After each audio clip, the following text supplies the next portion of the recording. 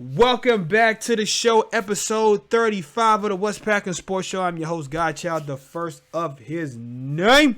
Joined once again by the wonderful, legendary Tom for the Green Bay house. Hey, man, you got on the Be Legendary shirt, so it must mean only one thing. Okay, lots to talk about this week on the show. Lots to get into. Packers, first preseason game of the year. They take a L to the San Francisco 49ers. Pretty good game, though. Pretty good game. I had to kind of rewatch it today because I only saw like the first kind of like bits and pieces of the first half when I was out on vacation. But when I just today, I rewatched like the first three quarters again, and then I kind of skimmed through the fourth quarter. What else do we have to talk about? Your experience so far at practice, what you've seen at the practices. You've been there for 2 days. We got the Packers going up against the New Orleans Saints, and then I feel like honestly that could really just like cover the whole show. So we'll see what else we can get into. Hear me? Yes, go. Yeah. Oh my God, I'm so glad I took that 1 minute ad break because I had you fucking muted. Muted? Oh, yes. dude. I had you muted. Oh my gosh. See, that's why I love. See, that's why you gotta follow your intuition. I almost said, well, let me not take it because I took one at the top of the hour. But it was. Could you imagine? Could you imagine the whole goddamn show? Look, man. But I was not muted, so we heard everything I had to say. Fortunately, we don't have to like start the things over from the top. Okay, look, man. I'm not gonna lie. I'm drinking a little bit. I got my at-home remedy. Perfect. I got some Jack Daniels. This is the at-home remedy. Okay, so I'm feeling a little under the weather. Wednesday night. I'm feeling a little under the weather, and I'm not really into medicines and pharmaceuticals and stuff. And a while ago, maybe back in honestly, I think it was like 2014, I discovered this little remedy. I looked it up online, and it was just like basically any alcohol that's over 40%. Helps to kill kind of the bacteria like in your throat or some shit like that. And then if you mix it with the orange juice, it's giving you vitamin C. So honestly, whenever I start to feel the beginnings of some kind of sickness or whatever, this is my go-to, man. I get a pint or some shit? I get a pint of this and some orange juice, and I just finish it, and I just get a good night's sleep. And usually in the morning, I feel pretty good. All right, ladies and gentlemen, let's go. So you got my message about the 5 things? I'll be honest. Yeah, kind of. So this is a tradition on the West Packin Sports Show, okay? This is a tradition on the West Packin Sports Show. Every time the Packers play a game, okay, we do something called the 5 things, which is basically the 5 W's. Who, what, when, where, and why the Green Bay Packers ultimately won or lost the game. So the first one is who. The first thing is who stood out. And I started doing offense and defense kind of on this one because typically there's kind of somebody on both sides. So the first one is who stood out. The second one is what was your biggest takeaway. The third one is when was the turning point. And then we have where would you place this performance on a scale of 1 to 10, and then why, the last thing, the last W, is why did the Packers ultimately win or lose? We know they lost, so why ultimately they won or lost? And we're going to start off. We're going to give home field advantage to Tom, as he's in Wisconsin, and we're going to let you go first. And yeah, man, tell me who was your standout on offense and defense, or if you just have one, you can give me one. I'll say for me, well, it's hard not to say Dobbs. First obviously. Obviously. You know, he shows that he can make explosive plays, but I think the one that stood out a little bit more for me was probably Amari Rodgers showing a little speed, turning the corner, getting up the field on special teams. Mm-hmm. He had a big 50-something yard run. He had a big 50-yard run, man, in the second quarter, I believe. So that was nice.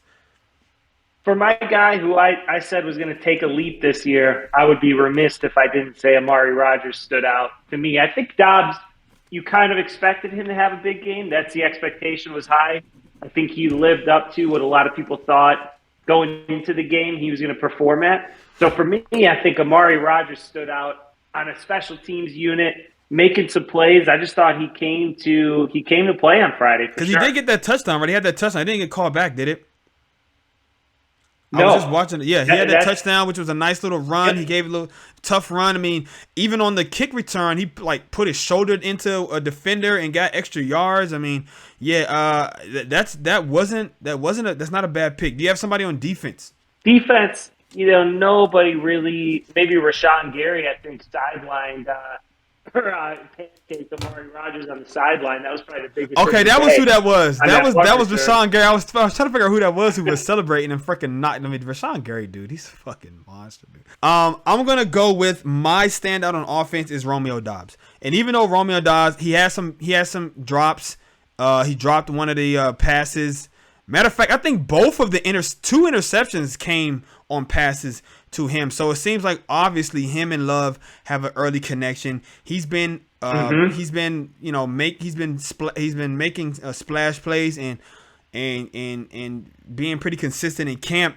So as much as he stood out to me offensively, I feel like he still looked a little nervous. I feel like he looked a little probably not as good as he's looked in camp, with the drops he had. I think there was a couple of plays with him and Love. I couldn't quite tell if it was a miscommunication or maybe a bad throw by Love or maybe a bad route by Rodgers or a bad read by Rodgers. By Doubs. But I mean, there was a couple of plays where I feel like they kind of traded off some miscommunication there or sort of a bad read or whatever you want to say, bad route, bad throw. But overall, I mean, he catches the touchdown on 4th and 2 from Jordan Love, a dime. Perfect corner of the end zone. I mean, just absolutely beautiful. He had lots of catches, lots of targets. I mean, he looked like Devontae Adams out there, honestly, with all the targets. He did look good. And run after the catch. Now, I'll say for defense, I think what stood out to me was the trenches. The Packers had some pressure. I feel like they had pressure. They had some sacks. They had some tackles for a loss. I mean, there were guys, and this wasn't Kenny Clark. I don't even know if I saw Devontae Wyatt out there. It was Slayton and then another Slayton and then Heflin. So, I mean, I was kind of impressed with what they were kind of able to do up front in the trenches for the most part, especially, for the second string guys. And I just wanted to pick a stand on defense, and I feel like the trenches did a pretty good job. They showed me something. Yep. They showed me something. So, all right. The next thing is what? And that is, what was your biggest takeaway from the game? If you can kind of put your finger on one. I think my biggest takeaway was Jordan Love is still – we kind of still don't know. He looked great at times. He looked unable to handle the moment a little bit at times. And part of that was just bad receiver play. Yeah. Where I'm sure that guys are running the wrong route, dropping balls. I know that all 3 of those picks weren't his fault for sure. Yeah. But, at the end of the day, I mean – I think at some point you want to see him command the offense and play like a starter amongst second stringers. And but here's the thing, though. For the most part, to me, he looked like a second stringer amongst second stringers. I know it's tough. It's tough to tell, and he's not playing with anybody. That's the other thing. Right. He's playing with no starters. So. For me, with the exception of Doubs, I feel like Doubs is going to be a starter. I feel like he's a guy that's going to get a lot of playing time. Or just take it down. He's a guy who can come in the game and they're going to use him like Scantling, where I think Rodgers is going to take some shots downfield because he has a lot of speed and he can create a lot of separation. He creates separation. Yep. He has a good release. He just has a way of kind of getting open. He uses his size, 6'1", about 220 or something like that. So, and then he's presented himself as a deep threat when I feel like they definitely drafted Watson to be the deep threat. So this is a nice little pleasant surprise for the Packers, and that's who I'm going to say was my standout, and that's Romeo Doubs. I really feel like this dude. I texted you after he caught that fourth and second touchdown. I said he's going to be a star. I really, really believe this dude is going to be a star. And how fitting that he's wearing 87, Jordy's old number, because Jordy was a baller, man, and from a smaller school, and Dobbs from a smaller school coming in, not really highly, people not really talking about him. Everybody talking about Christian Watson, talking about Lazard, talking about whoever, and here goes Dobbs just kind of taking over. So that was my takeaway. And I would say kind of secondly to that, I was really impressed with the balance on offense. Now, I don't know if that's going to be the same way with Aaron Rodgers in the game versus Jordan Love, but we saw Jordan Love take some read options. We even saw Etling take some read options, which is an element that Rodgers cannot provide. And honestly, even if he could still provide it somewhat, picking up maybe 4 or 5 yards when it's wide open, maybe a touchdown, maybe a first down if it's wide open. He's not going to.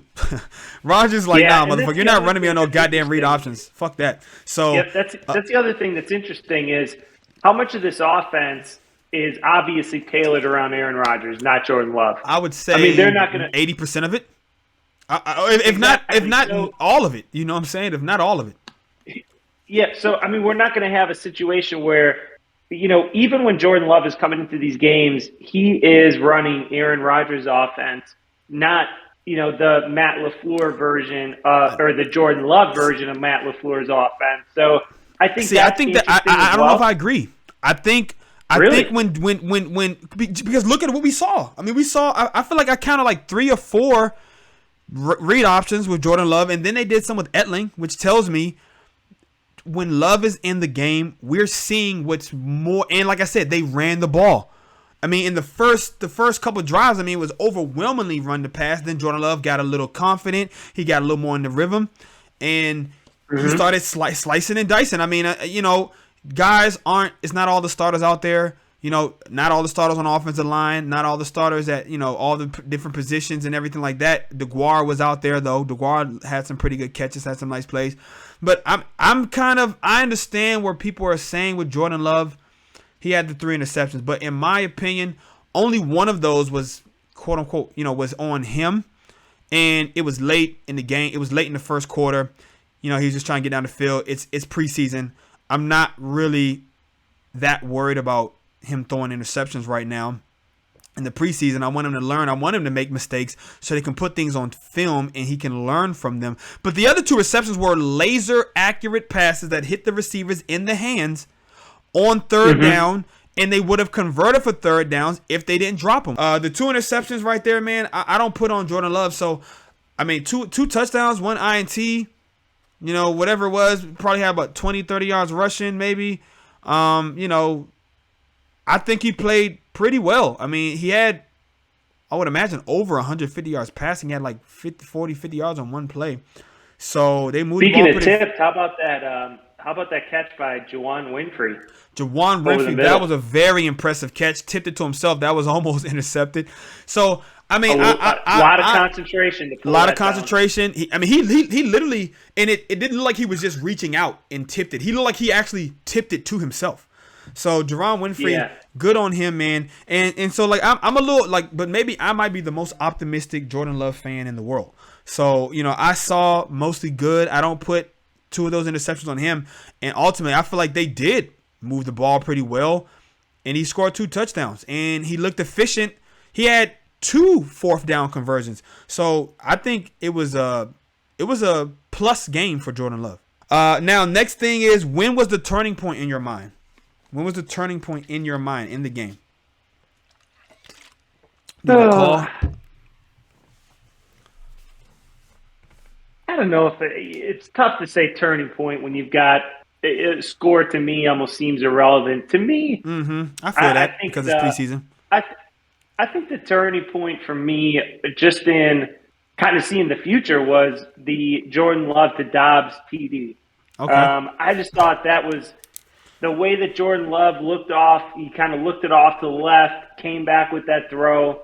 It was a perfect ball. The separation was great. To me, that was the play of the game. That was the most exciting. And the turning point.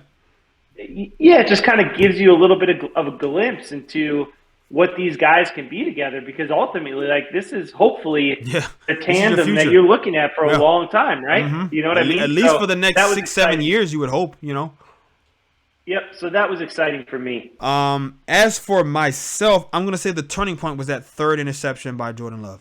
The first 2 I didn't put on him, but that second one, that was just a bad throw. Now, I don't know if it was just I think they said in the telecast that it was like they gave like a cover, like a zone look or something, but it was playing man. So maybe it was just some confusion. We know Love hasn't seen a lot of defenses. He hasn't been out there that much. So whereas a veteran can maybe pick some things apart and recognize stunts and disguises, I don't expect Jordan Love to be able to recognize that. Plus the Niners have a pretty goddamn good defense. And it was at a point in time where the Packers, if they go down, and it looked like they were on their way to scoring again. And if they go down, they score, it makes it a 14-20 game. And then, and then they don't get a chance to score before the half, do the Niners. And so maybe, it kind of just creates a little bit different momentum coming out of the half, even though the Niners got the ball out the half. But eventually the Packers in the third quarter, they took a 21-20 lead. So if they hold them, they hold them at the end. They don't give up. They don't give up that field goal or what have you at the end. It's like, they could have. They had an opportunity without turning the ball over there to give themselves, to put themselves in a better position. So I'll say that was my turning point. Now, where would you place this victory?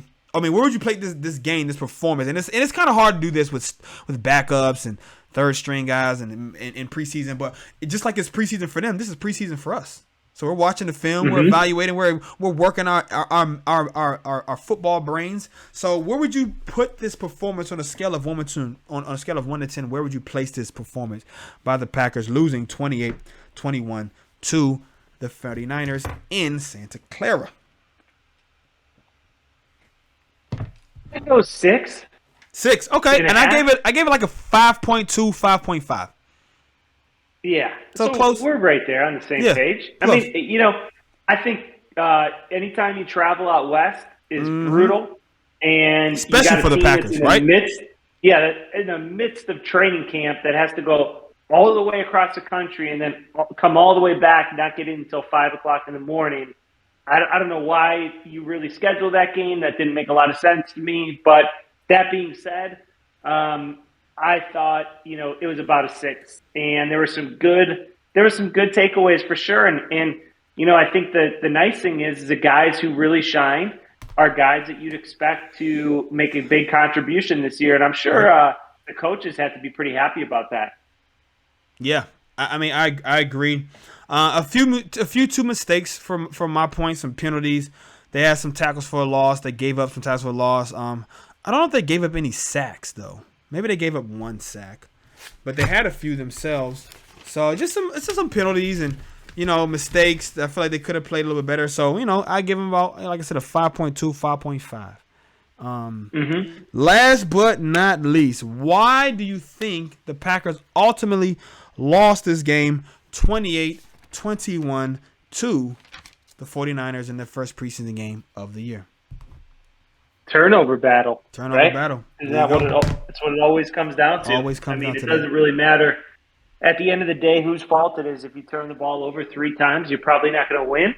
Granted, they were actually in the game, one-score game with 3 turnovers. So I guess the silver lining is you probably look at that and think, hey, you were right in the game. But I think regular season, the Packers aren't turning the ball over 3 times, probably. So I think that's an anomaly, and I think in the regular season they probably go out there and get that win. Yeah, man, same here. I mean, I think the turnover battles, 3 interceptions, and I said Dobbs just seemed a bit nervous. He didn't, he made some plays, but. I think maybe Love was a little bit nervous too, but he definitely calmed down as the game progressed. So I think that's ultimately why you get 1. I think they only got 1 turnover, and they committed 3. So, and then one of them was like returned right inside the 10-yard line. I think they scored on the very next the next possession. So I mean, it's hard to win the game if you lose the turnover battle, unless you're the GOAT, Tom Brady. Because Tom Brady, I mean, he threw 3 interceptions in the NFC. He threw 3 interceptions in the NFC Championship game, and he still won. People say, oh, they were punts and that yada yada. But the fact that the team took the ball out of Brady's hands, gave him no opportunity to score, put it in Rodgers' hands, gave him 3 opportunities to score. He went 1 for 3. You know, there you go. Couple that with the right before the half touchdown, and that's why Tom Brady's the GOAT. Okay. Yep. So look, man, that 5 things. That was pretty good, man. That was pretty good. 5 things. That was pretty good size, especially for your first time. I'll come better prepared. No, it's okay, man. I think you did a great job. You gave solid answers, and it didn't take us forever. So you did a good job. Now I want to transition to the practice field. Now you were on the practice field for the last 2 days. It seemed like you were out there like from the beginning to the end. I saw in your story you had a nice, beautiful shot of the practice field. Was that Nitschke Field, right? That was Nitschke Field. Seemed like there was some dew on the grass. A little bit of the sun was peeking over the clouds. It just seemed like beautiful. Yeah, it seemed like football. Now, as I was like to say, Packer paradise. Yeah, and just to paint the scene, I mean, you know, practice is so it's the 10:30 practice. Okay. Basically, we got in there about 9:15, and I would say the seats were about half full at that point. Now, have they ever announced like how many seats there are? Like, do we know how many people can actually get into these seats? Like 1,000, 500? That's a good question. Okay. That's a good question. I could look it up real quick. But so we got in there. You got to get in early. I mean, if you wait till the last minute, you'll just be standing in line. So, I mean, we got in early. And basically the way that Ray Nitschke Field is set up is there's 2 football fields basically spanning the length of the bleachers. So there's 100 yards on one side. They got the camera right in the middle. Then there's another 100-yard field. So last time we went basically all the way on the south side of Nitschke Field, and the defense is down there. So, and that was for Jets inter squad. So this time I kind of wanted to be on the right side, see the offense play. Yep, last year. Okay. So we posted up right at about the 20-yard line on basically all the way on the north side of the field. So I couldn't even see what was going on the other side. I mean, I never even saw a defensive player the whole day. But so how does that work? So you said there's so did they run any like 11 on 11s or 7 on 7s, or was it all just like kind of like one-on-one drills? Yep. So basically, I mean, by the time the team came out, it was probably 10:45. It was about 15 minutes after. So we were already in there for like an hour and a half. They came out. Basically, it was quarterbacks, running backs, kind of through the gauntlet type drills. The receivers came over. That's where I posted some pics. The receivers were like right in front of us doing just basically warm-ups. They came out and did a little bit of offensive with Rodgers, Jordan Love, Etling was in there. And basically they weren't playing against anyone. It was just kind of warming up, running through the offense. But there was probably 15, 20 minutes or so of just Packers drills, position and team drills on the side. And then the Saints were on the other side of the Don Hudson Center. So they were on the other side warming up. So they kind of had them separated. And then after they got through their individual stuff, the Saints came over, and that's when they started basically a full-on scrimmage against the offense. So they were going basically drills kind of starting at the 20-yard line, moving all the way down the field. And then they would come out and do some punts. They'd move the ball to the 25 and do some red zone work, which basically was right where we were at because we were posted up at the 20-yard line. So once they went red zone, we were pretty much – I was looking dead on at the ball, which was awesome. And so we got to see a lot. I mean, you know, it was pretty much live action. They weren't taking guys to the ground, but it was full on.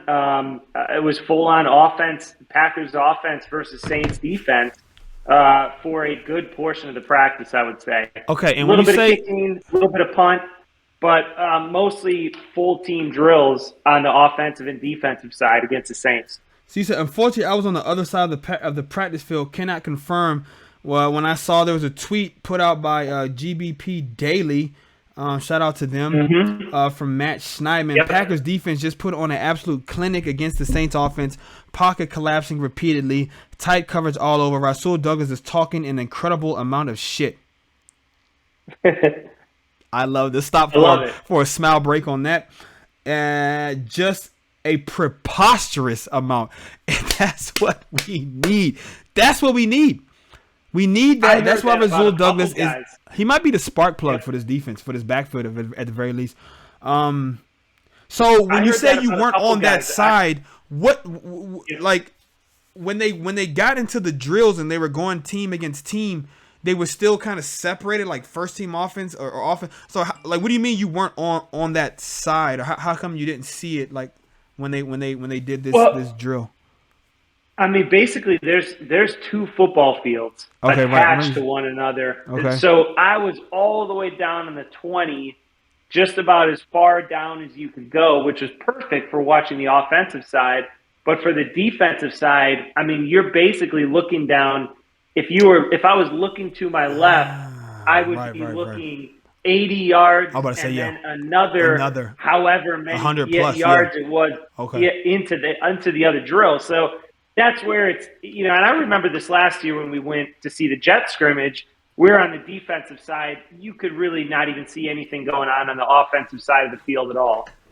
So it's kind of like you got to commit to either you're going to just camp out on one side or the other. Because again, also the way the seating is set up is it's only like 6 rows of bleachers. So you're not like posting up high and getting a good vantage point. Right. I mean, you're pretty much like it's what's in front of you, or maybe a little bit even when they're down at the other end of the same field, it gets a little bit tough. It gets a little tough to see what's going on. So I was really happy about where we were at for the offensive side because there was a lot that was like, Lazard catching passes like 10 feet away. I saw that Lazard touchdown catch looked pretty damn good. And I mean, that's the other thing.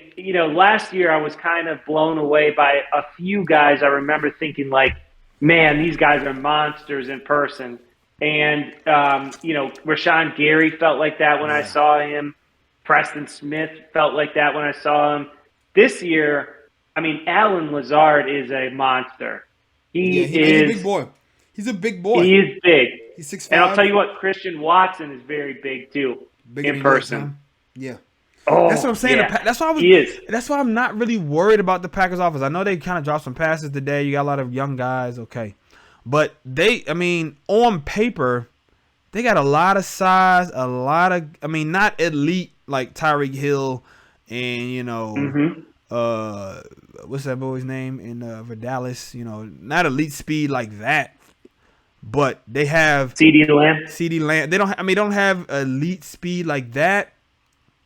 But they do have damn good speed especially when you talk about the size. Speed and size, it's a great combination for the Packers, man. So, I mean, to what you were saying about the defense, I did hear Rasul Douglas was talking shit to Jarvis Landry all day. He talks I heard Jair Alexander was all over everybody too. I ain't mad at that. I ain't surprised. Which there's a guy who was on the field about 30 minutes before the rest of the team warming up. Jair? I mean, he doesn't play around. Yeah, man. No, he's locked in. I feel like he's eager to prove that he's the best. I mean, like he knows it, but he knows like after last year and just after getting paid. I don't even think I wouldn't even say eager to prove, but I just feel like he understands that he is possibly the best player on this defense. And, he has to set a standard. People are going to be looking at him. He's going to be on a spotlight every single week. And he has to be that anchor. I mean, it's kind of it's him. And then, it's kind of like a mix between Campbell and Gary in the second level.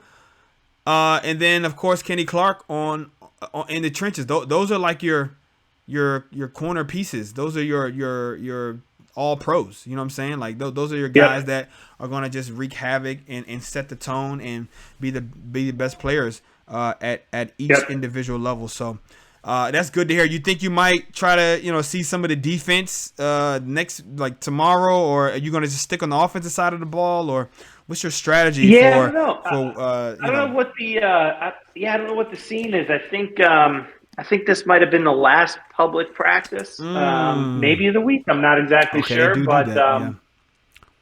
But no fights, no skirmishes. Nah, okay, nothing really. I'll tell you what though, good. the Saints sideline really was loud. I mean, they were really loud during the team scrimmage stuff between the Packers and the Saints. A lot of Saints fans out there.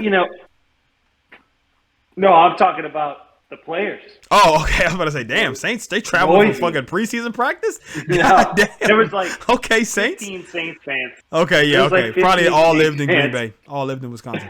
Yep. But, my takeaways from the whole thing was, obviously, it was really cool being there, the whole day. I feel like we invested, the time we needed to make it worthwhile for sure.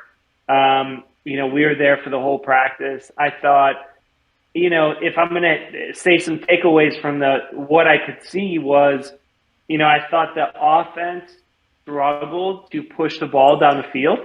Oh, really? First team offense? First team offense. Yeah, they looked, sloppy at times. They, even trying to catch guys out of the backfield, check downs were not really where they needed to be. I think this is going to be a team that it will be interesting to see how they move the ball, but I think they're going to do it in relying upon Aaron Jones, guys out of the backfield. A.J. Dillon, I don't know if you caught, I think I posted it, was lined up on the far side of the field in like a 3 wide receiver set on the far end, like which a bunch? is very interesting. It was like a bunch, like a triangle, or no, not even that much of a bunch. I'll see if I can find it, but I think they're going to do some very creative things, like we talked about with an A.J. Dillon, with Aaron Jones. They're going to get a lot of targets. I thought the red zone offense really looked good, which is tough because you can't tell, so much. They're not tackling the quarterback. Oh, you want Bisaccia? Hold on. Breaking news. Tom, I don't believe in defense. Tom, I don't believe in the defense.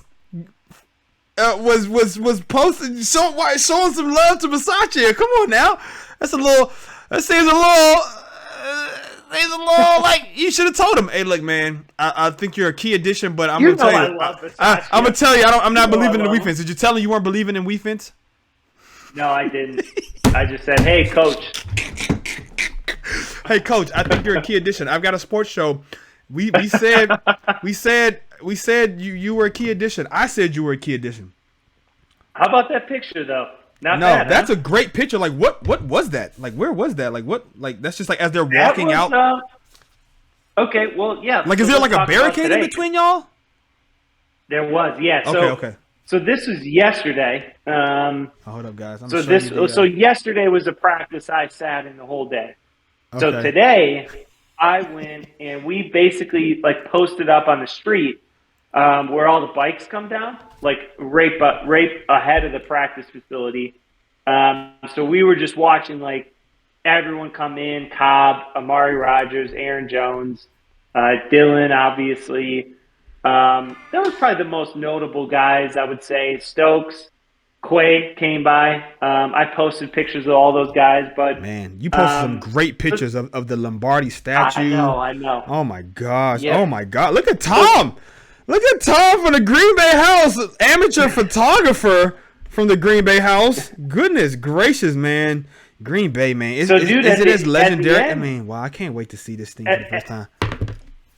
At the end, we got Cobb's autograph, Jordan Love, Bisaccia came over, took a picture. Eric Stokes was right there. He was coming by signing stuff. There was like a bunch of like rookie guys. Frankly, I didn't even know who they were, but we probably collected like 6-7 autographs. That's what's up, man. Basically, posted up by the fence, like right beside like where they go into the building. So this was at the end of the street. It wasn't even that packed over there. I mean, Randall Cobb was like signing for like 15 minutes. He Wow. was one of the guys who like hung around to sign just about everything Yeah. that he was handed, and He's happy Eric to be Stokes back, man. kind of the same thing. He's really happy to be Yeah, back in Green dude. Bay. Jordan Love was really cool. Yeah, I saw that picture with Jordan Love. Yeah, He posted. we got him to sign the jersey, but it was pretty cool, man. That was the access to players is pretty unbelievable. Yeah. I mean, just the whole riding the bike thing. I've never really been a part of that before. It's just very, very cool. Not every player does it, obviously. I mean, I didn't really see, any like big defensive guys. They for the usually most don't. part. I mean, those little bikes. I mean, it's usually kids' Yeah. bikes, right? Like, it's kind of tough for a big Yeah, 300, for sure. 290-pound guy to get on a fucking kid's 10-speed bike. Yeah, but it's like all the guys that you would expect, Dylan, like Dylan Rogers and Cobb has and done it. I don't know if Murray Rogers and does it anymore, but he's done it in the past when he was like a younger guy. Quay, TJ, your guy TJ Slayton. I think I got a cool Tadero. video of him coming through. Yeah, it was fun, man. Like, it was a good day. I mean, I feel like we kind of, this is the first year we kind of like really dug in and really invested in the whole experience of, the whole practice and everything. And it was like well worth it for sure. I mean, man, you gotta take some T-shirts out there, man. You should have handed the know. players some T-shirts, man. Be like, yo, and got them to sign them, and then that could have been a raffle. That could be that's a raffle opportunity right there, or like some kind of fundraiser or giveaway or something. Trust me, I know. Yeah, man. Get them to sign some T-shirts good. next time if you get a chance. That's what's up, man. I love it. So who was the Saints quarterback? Is it Winston? Is it Jameis? Jameis was out there. Jameis was out there, full healthy and starting, huh? He's the number one, huh? Well, he was in pads today, I saw. Now, when I snuck over to the Saints practice side today, I did not see him out there. I saw. Do they have is Andy? What's his name? Andy Dalton. Is he playing for the Saints now? I don't fucking know. I think man. he is. Honestly, Andy Dalton, he's worse than Joe Flacco. Like, I think Joe Flacco is maybe one of the most overrated quarterbacks of all time. What was the So I did hear that Elton Jenkins came off. So we can kind of transition to some other Packers news as we're kind of talking about this. I heard Elton Jenkins was taken off the PUP, correct? And Big Bob.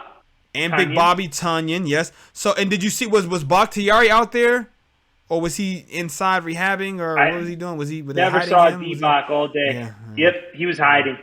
Yeah, man, it sucks. Was most of the reps like?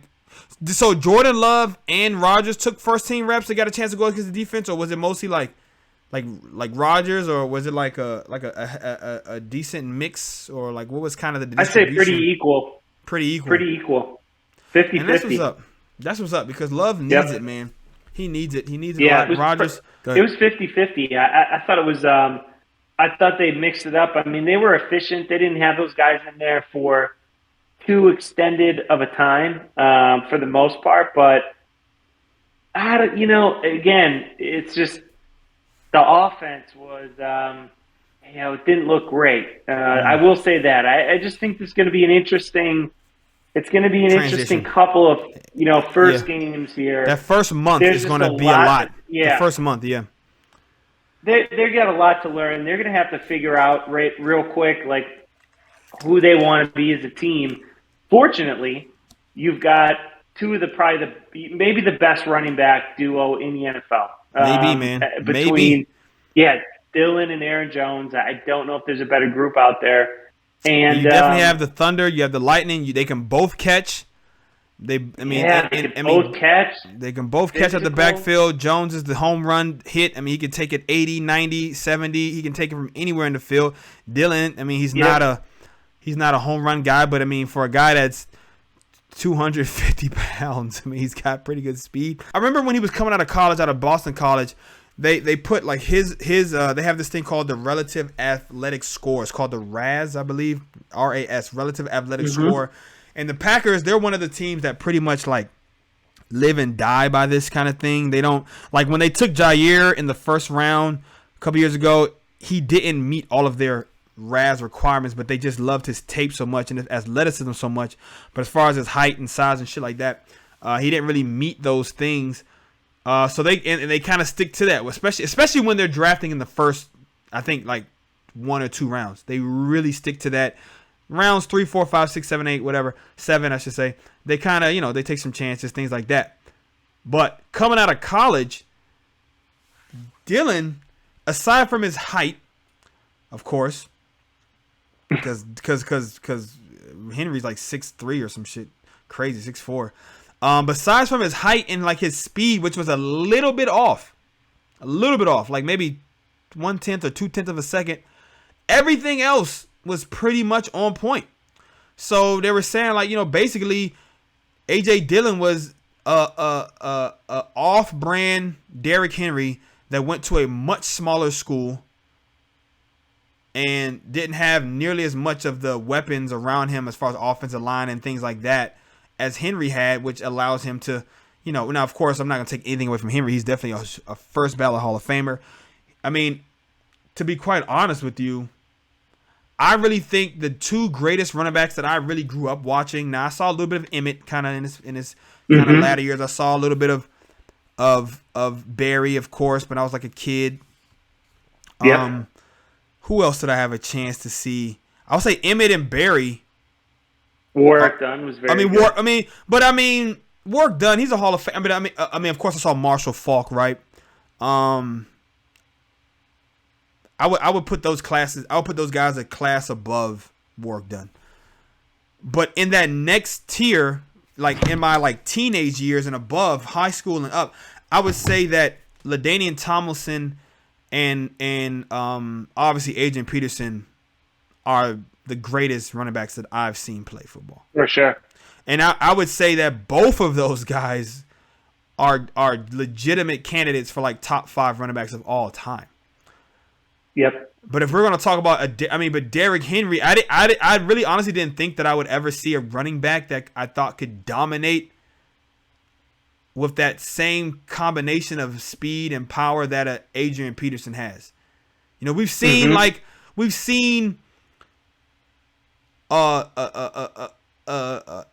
kind of players before. Barry Sanders. You could even say guys like a Roger Craig or even going all the way back to like what's my man name for the Bears? Walter Payton. Not even Walter Payton. I was thinking before him, the Kansas Comet. Oh my God, what's his name? The running back for the Bears. He wore number. I think he wore. Oh my gosh, man! You fucking know this dude. Gale Sayers. Gale fucking Sayers, man. 40. Gale fucking Sayers, man. So like you've seen guys kind of like LaDainian. Yeah, we've seen guys like LaDainian kind of sort of. But I mean, Henry is just. I mean, I don't think he's an absolute. Yeah, animal. he's a different kind of a and really Adrian was kind of in that lane, but he's bigger than Adrian. I don't know if he's as fast as Adrian, like but it's like 250, 245, 6'3", 6 whatever he is, 2. I mean, that upright running style. I mean, the way he can. I mean, he's got multiple 90-yard touchdowns and all kinds of crazy. He's got shit. I really thought he would have. Back of his head like a dragon. Yeah, he looks like a goddamn dragon running down the field. I really think he's going to be the first player to go for 2,000, and if he does that, that puts him. That has to put him in the top 3, especially when you think like it's not a running game anymore. And he's doing it with. I mean, you think about some of the other guys now, Jim Brown, of course, and Barry Sanders. I think just for their uniqueness could probably be 1 and 2. Emmitt Smith, I feel like does not get enough credit because I really do remember Emmitt Smith, man. He was a tough son of a bitch. He wasn't the fastest. He wasn't the strongest. He was. But he had incredible balance, cat-like agility, vision like a fucking hawk. And yeah, he did have a Hall of Fame offensive line, but it's like, I always say to people, like, when you have a team like that wins multiple championships, has a dynasty, there's players all over that motherfucker who are Hall of Fame, All-Pro, Pro Bowl. Yeah. You don't have a dynasty. I think honestly, I would say probably the Patriots dynasty is probably like the most. How can I say, like, subtle or under the radar dynasty? Or it would probably be. I'll put it like this: when it's all said and done, up to this point, when Tom Brady retires, I'm not including anybody else who might have a dynasty, even though I don't think we'll have another dynasty like the Patriots had in the early 2000s. 3 out of 4 years, I don't think we'll ever have any sort of dynasty like that ever again. But when you up to the Patriots dynasty, if you just stop it at Tom Brady, I don't think there's ever been another team with I don't think there's another dynasty with fewer Hall of Famers. You know what I'm saying? Like, no, now we sure. know. I mean, Moss. You're right. I don't even really count Moss because he didn't even win a Super Bowl and he was only there for like 3 or 4 years. Yeah. But Gronkowski, obviously, Brady, obviously. Yep. Richard Seymour just got in. Okay, you might get maybe 1 or 2 more guys on defense, but I don't think that. I think, and you might get like maybe 1 extra guy on offense. Maybe a guy like Wes Welker may be able to slide in when he's like 85 or some shit like that. You know what I'm saying? Like, or you might be able to say get more guys on the defense. That's what I'm saying. I think there might be maybe 1 or 2 more guys on defense, and I just think offensively it might be somebody like a Wes Welker or somebody off the offensive line that might be able to get in kind of just late. You know, but for the most part, you're talking about. And like I said, without excluding Randy Moss, because he was not drafted by them and he didn't even play a significant portion of his career there, like maybe a Terrell Owens. You know what I'm saying? Terrell Owens played 3 or 4 years for the Cowboys and the Eagles. So, like, I mean, I think he still had majority of his years with San Francisco, but it wasn't like that much more. So, you really got Tom Brady, now Richard Seymour. I mean, like, again, guys like Reeves and shit, I'm not really counting. Guys who were just there for a handful of seasons. If you're talking about guys who are there, 6, 7, 8, 9, 10, 12 years, I mean, you got maybe a handful of guys. I mean, the Dallas Cowboys probably got 7, 8, 9, 10 guys from their era. That, offense, defense, all that shit. So it's impressive, man, what the Patriots are able to do, and I just think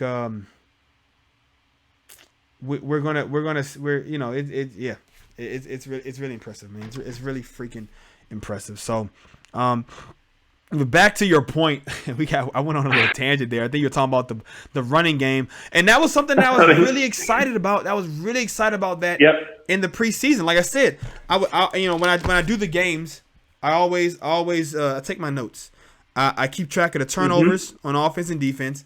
I keep track of the sacks on offense. I keep track of the pass run distribution.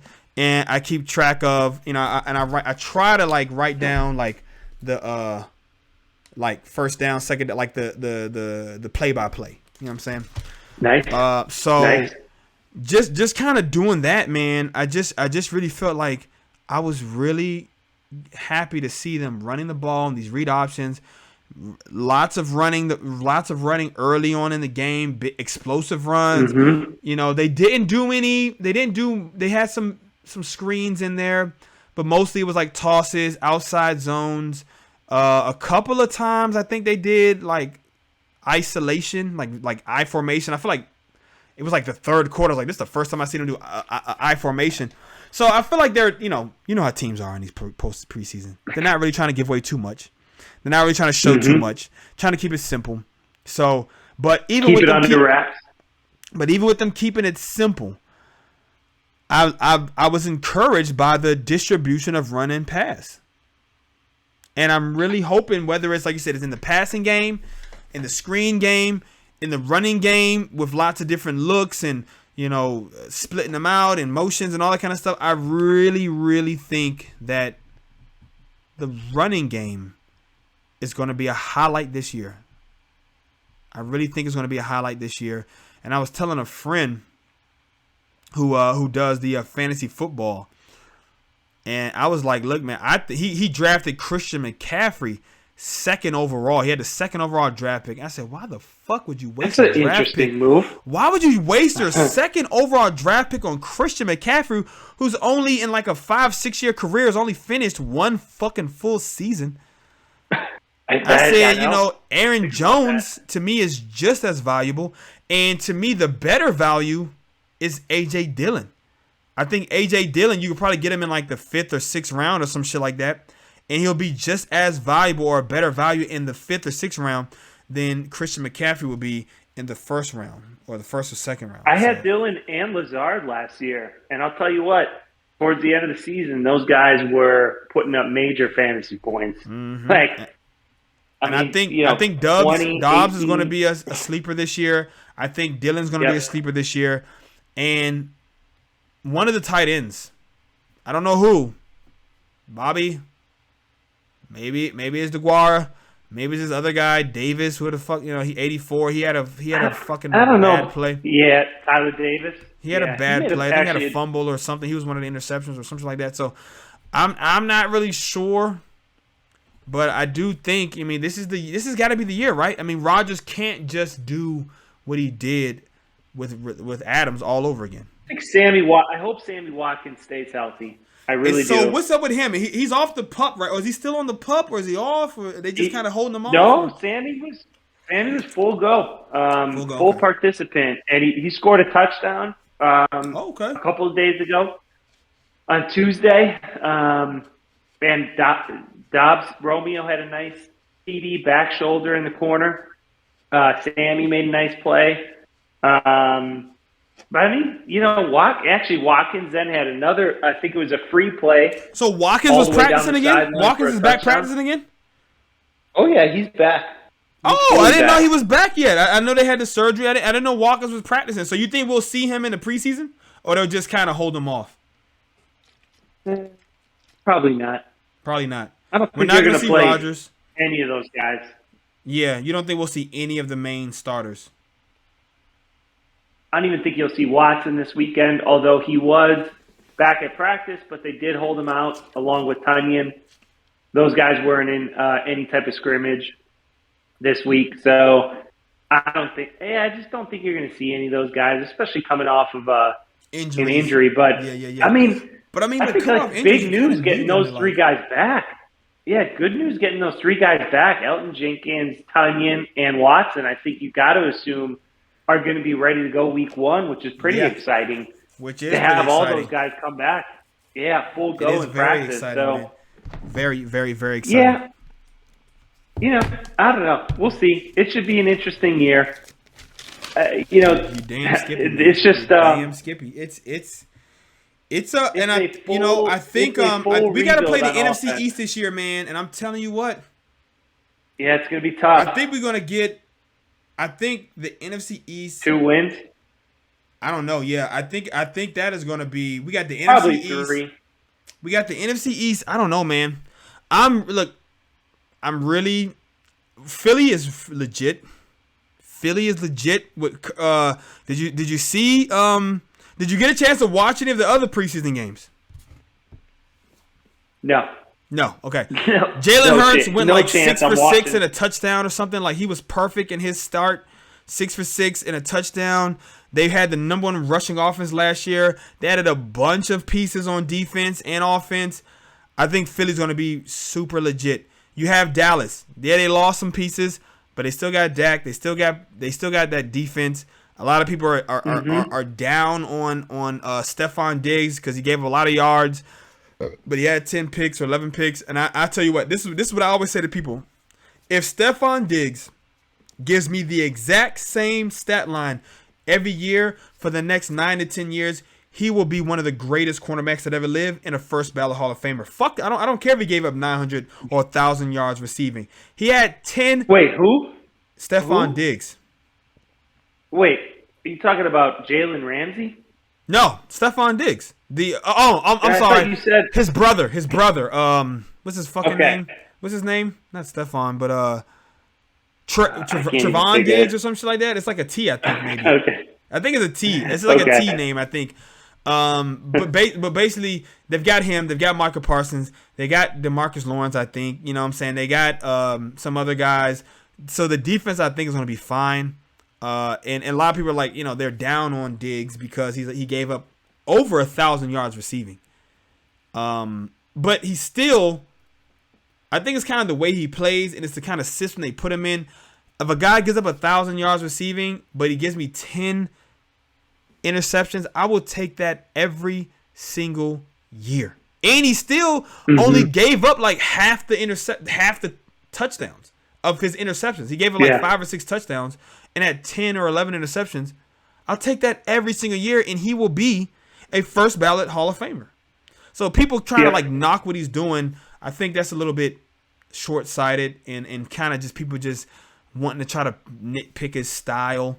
But it's the same with Richard Sherman. Like Richard Sherman, he thrived in a cover 3 defense that really played to his specialty and allowed him to thrive, make plays, know exactly what he needs to do every play, and he's going to be a first ballot Hall of Famer.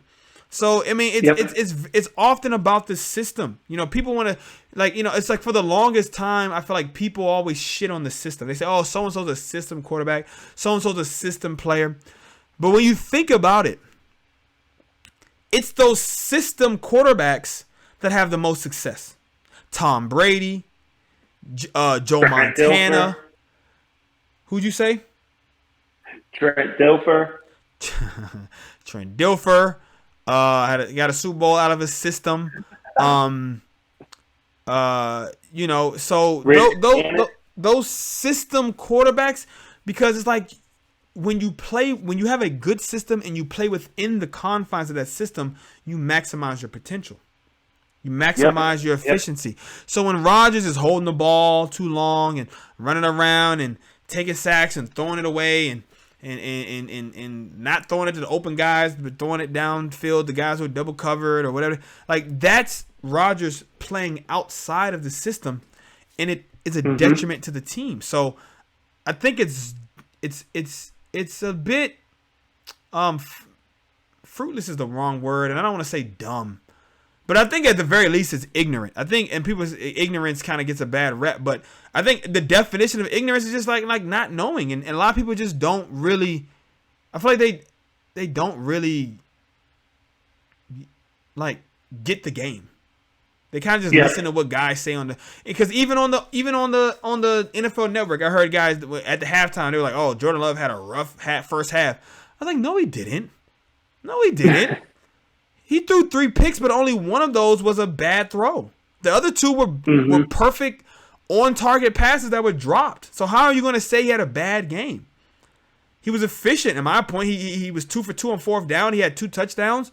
He moved the ball.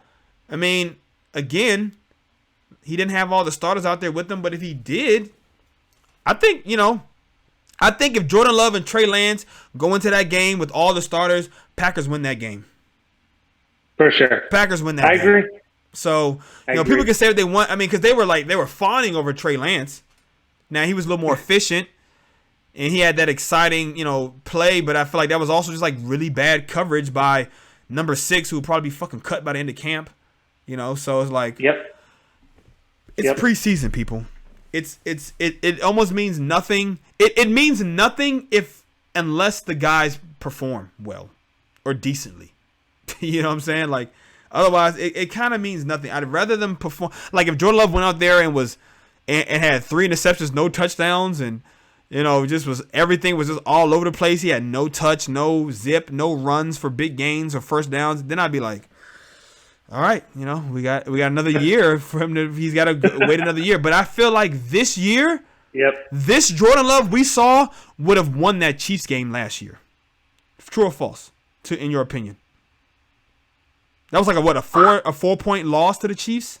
It wasn't even a full 7 points.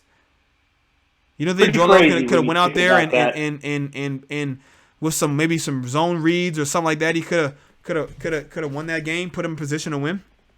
This Jordan Love? I do. You do? I do. Yeah. I think I think LaFleur could put him in a better spot than what he did last year. I mean, I think LaFleur was easily as to blame as Jordan Love was in that Chiefs loss. But I also think LaFleur was like, but Jordan Love, he only had 10 days of practice. When the press conference at the beginning of this year happened, and LaFleur was just talking about how important and how intangible and invaluable this on the field, in your face, in the huddle, in the locker room, in the meeting room experience is to the development of young players. It just boggles my mind how people can say Jordan Love, who was basically stripped of that his first year and only got kind of half of that his second year, he's kind of on schedule. He's on schedule. So for him to even do what he did last year to me was important. And now we see it.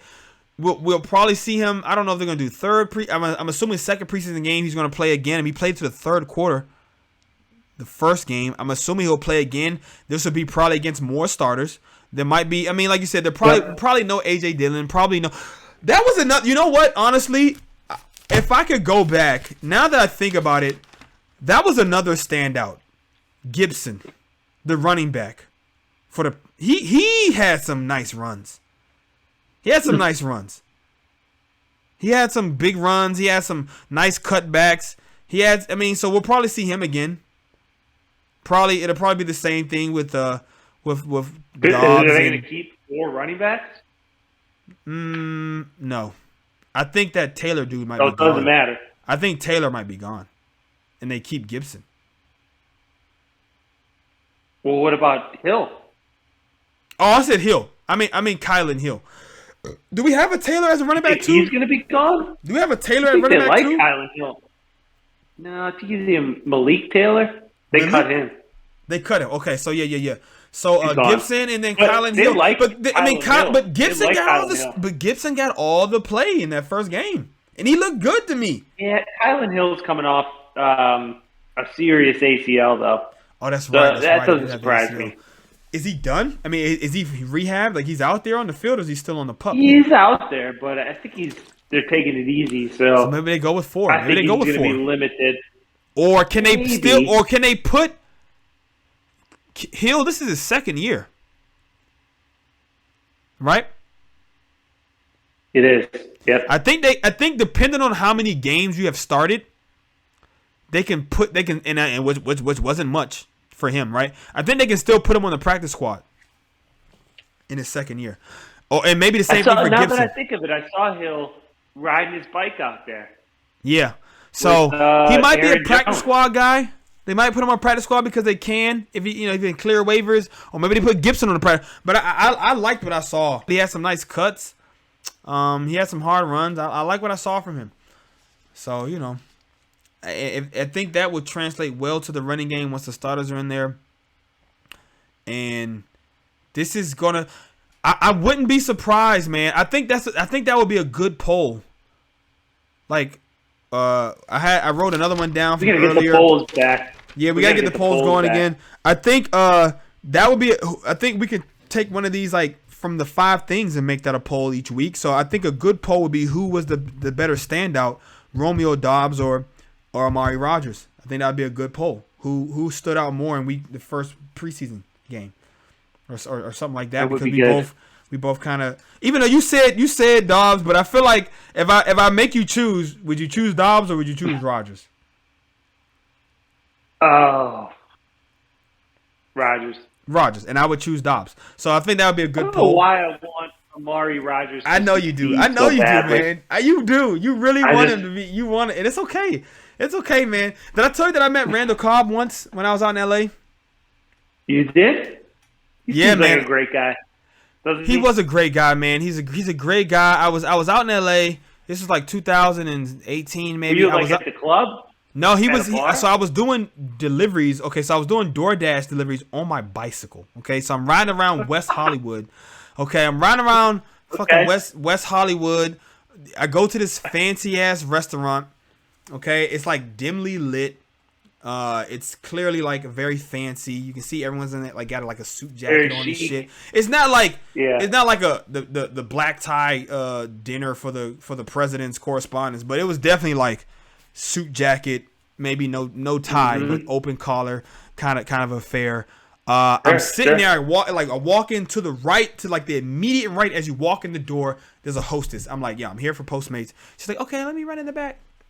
She runs in the back, and as she moves out of place, I see in the corner, like she was like standing in front of this table that's like in the corner in a booth. I see a booth in the corner as she moves out the way. I see a man coming to my vision, and I mean, like I said, it's dimly lit, but I know my fucking Packers players. And I was like, I know this dude. And I just walk over to him. I'm like, look, man, I don't want to bother you. He was with his fiance at the time. They're now married. And I think they have 2 kids now, or at least one kid. But at the time, they were just fiance and what's the other word? For men? No, just fiance. Just fiance, right? Same There's no name. The man doesn't have a title before he's the groom, right? Which is kind of weird when you think about it. Ways. But so that rolls both ways. Oh, it just goes both ways. Fiance is like unisex. I didn't know that. I did not know that. Okay. Yep. So I go over and I just say, look, man, I'm not trying to blow your shit up. I'm not going to ask you for an interview, autograph, or none of that, or picture. You're with your lovely fiance. But I just had to come over and let you know I'm a huge Packers fan. And I just wanted to come. And this was the year, matter of fact, this was the same year they let him go. They let him go. So that was 18, I think. And I remember when I saw him, like after I left, I was like, he's probably not going to be back. I felt happy to see him, and I went over and showed love. But in the back of my mind, I was like, if I were the Packers, I would let him go. He's done. Yeah, I would let him go, and they did let him go. But he's back, which is great. But I didn't get an autograph. Let me see what other Packers. I told you I have a Charles Woodson autograph jersey. I didn't meet him, but my cousin knew him and got his autograph. Okay. And then I met Jordy Nelson. Again, no autograph. He didn't even stop. So I went to the Packers Dallas game in 2019. Okay. This was after Randall Cobb was traded. This was after Randall Cobb was traded to the Texans first, right? And then he gets traded to Dallas, right? So he's on Dallas for this year. This is McCarthy's first year as the head coach. We go to Dallas. My stepdad is a huge Cowboys fan. So it was like his 60th birthday, like later in November. But I mean, the game was in like October, I think. But it was his birthday gift, basically. He's never been to Dallas, to see a game. So I treated him to a game. Packers end up winning, thankfully, even though they almost came back. Dallas did at the very end of that game, and I was like sitting in my seat, like, oh Jesus, I do not want these motherfuckers to come back, man. But as I'm waiting, because we get there like an hour, 2 hours early, we park, we're just out there kind of hanging out. I'm just walking around, taking pictures with fans, talking to people, tossing the football, drinking beers. And then like kind of as the game is about to start, like 10, 15 minutes before they open up they don't even let you into that portion of the like outside until the game is about to open up. I just see this big ass motherfucker, like not super yoked, but he didn't look like a normal citizen because he was tall. Sure. Jordy Nelson's tall, man. He's like 6'4", man. He's tall. Mm-hmm. He's lean. He's kind of honestly got some like nice arms, man. And I was like, who the fuck is this dude? And like, I'm kind of like, I don't know if you've ever been to Dallas, but it's like the side of the stadium where you kind of like come in at, that's the side. It leads to the, like, you go in, it's like the first thing you can do is like the shop on the side. The game day experience is like kind of like on the side, on the front part of the what's that, ellipsis or whatever the fuck that is, shape that is. And and that's like the entrance. That's like where you see that big ass circular mirror sculpture, and that's where everything is. So he's coming down the parking lot. I'm on the side of the building. That's where the pro shop is, and the ticket stand, the ticket people. He's coming down, and I'm like, oh my god, that's Jordy fucking Nelson. And then like no one notices him and he's wearing. And the other thing that made me recognize him from a distance was that he was wearing a Randall Cobb number 18 Kentucky throwback college jersey. He was wearing that vibrant blue Randall Cobb 18 Kentucky jersey. I was like, I know that jersey. okay? And I know that figure. I know that stature. That's got to be Jordy. So he walks back past me, and he just walks up to the fucking to the ticket booth like a regular Joe. It's like, yeah, I got tickets in my name. You know, Randall left him tickets, right? He gets the tickets. I'm like kind of stalking him. And then as he's walking back, I'm like, Jordy. Of course, I have all my Packer shit on. I was like, can I get a picture? And then he's just like, man, if I stop for you, I'm going to get mobbed. The game's about to start in 15 minutes. I got to get to my seat. So he's just walking. Like, he's walking kind of fast. And I'm like, okay, don't worry about it. And I just, like, holding my phone. And I just, like, as we're both walking, I just take a selfie. He kind of looks and he just starts smiling like, this motherfucker is determined. Like, you know what I'm saying? He's like, this dude is not. He just, like, I feel like he was flattered. Like, you know what I mean? Like, I can't stop, but I feel a little flattered that I haven't played for the Packers in, 4 or 5 years.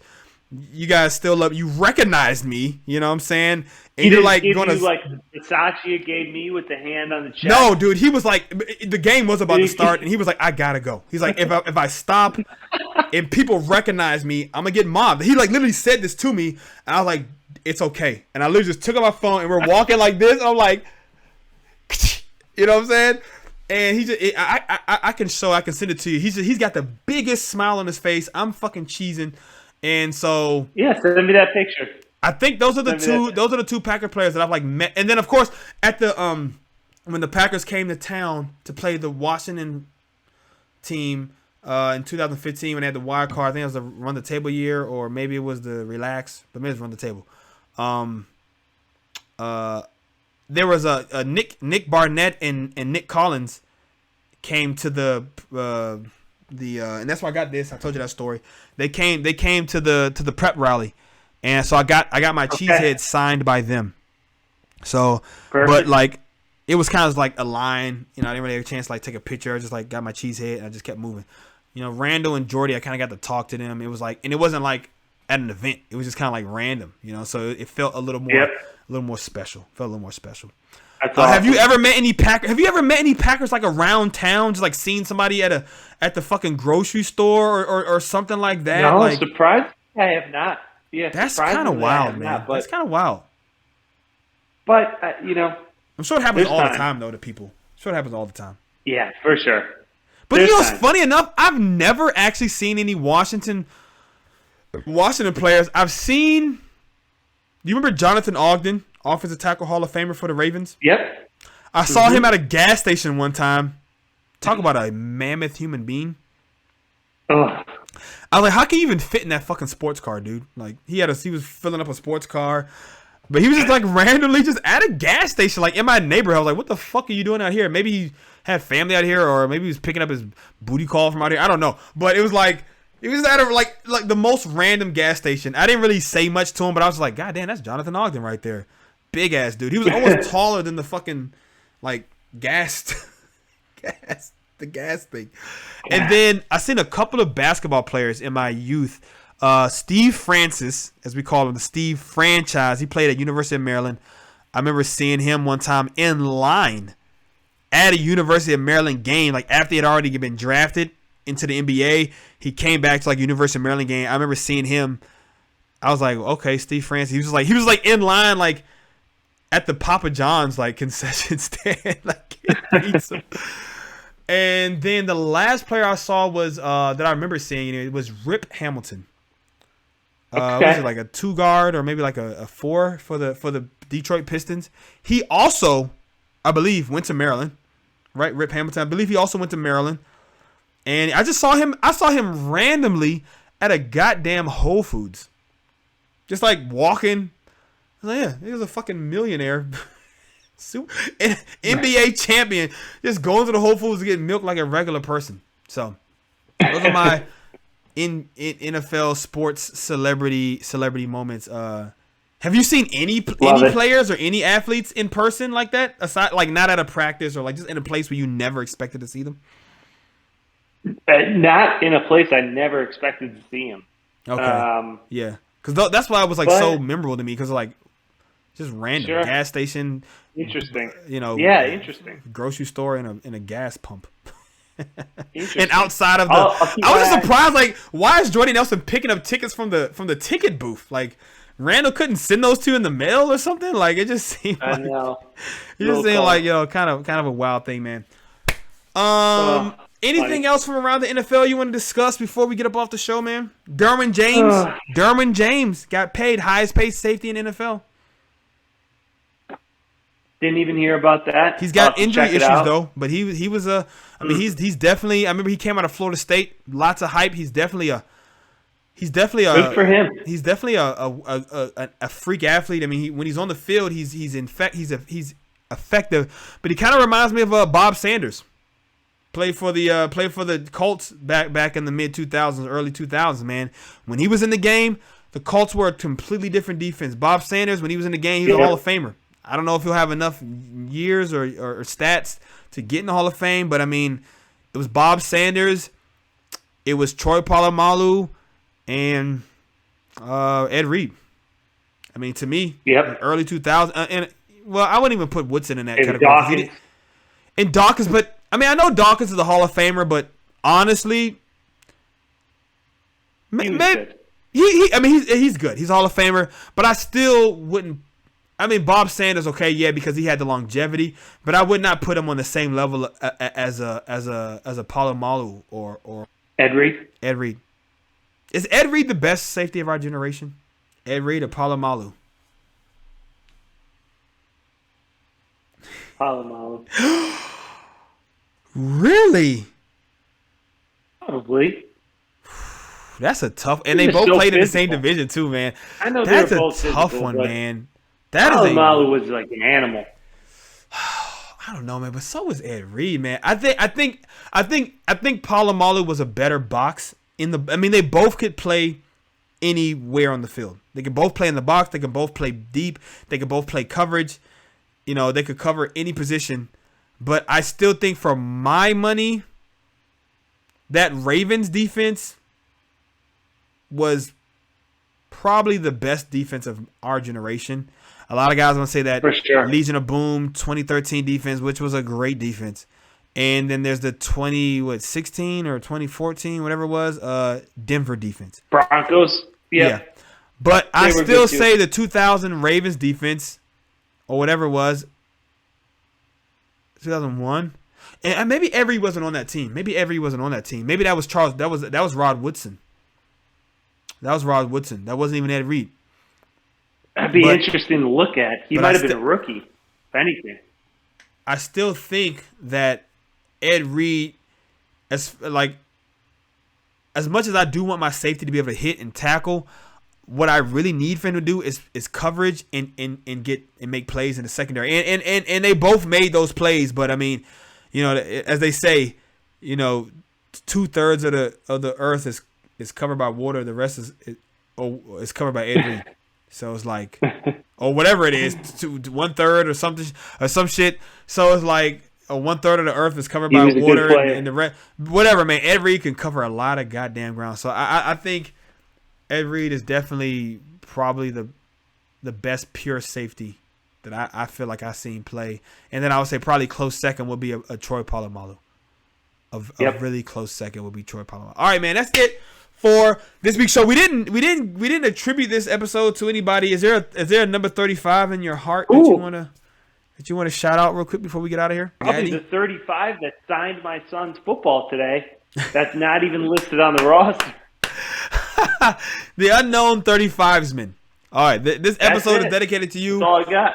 Whoever you are, Mr. 35, the unknown guy who signed his son's football today, who probably will get cut. You. Or maybe, brother. it'd be crazy if like he's this probably dude already off the team.